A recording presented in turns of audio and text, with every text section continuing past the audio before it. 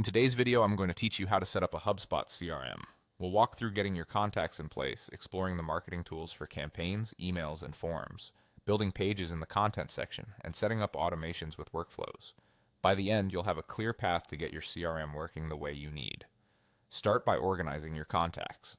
Head to CRM, then Contacts. This is your central list where you'll see people and companies you interact with. You can add contacts one by one, but if you already have a list, importing via CSV is the fastest route. Before you import, tidy your file so column headers are clear, like email, first name, last name, company, and phone. HubSpot can match these to properties during import, and email usually serves as a unique identifier to help prevent duplicates.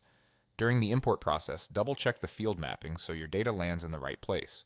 After the import completes, review a few records to make sure everything looks correct, and consider creating saved views or filters so you can quickly find key segments later. Next, move into the marketing section. Here you can set up campaigns, emails, and forms, which are paid features. Campaigns help you tie related assets together and track performance.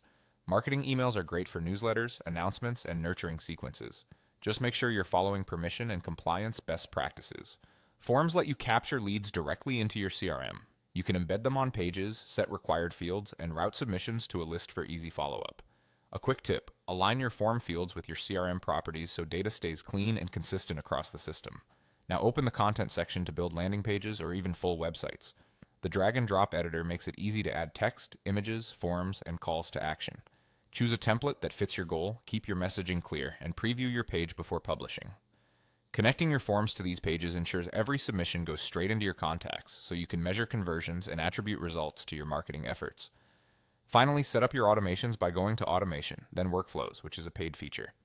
Workflows let you enroll contacts when they meet a trigger such as submitting a form and then automatically perform actions like sending an email, updating a property, creating a task, or branching based on conditions.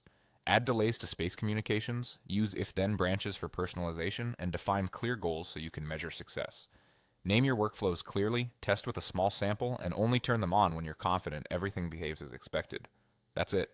With contacts organized, marketing tools configured, content ready, and workflows running, your HubSpot CRM will be set up for growth.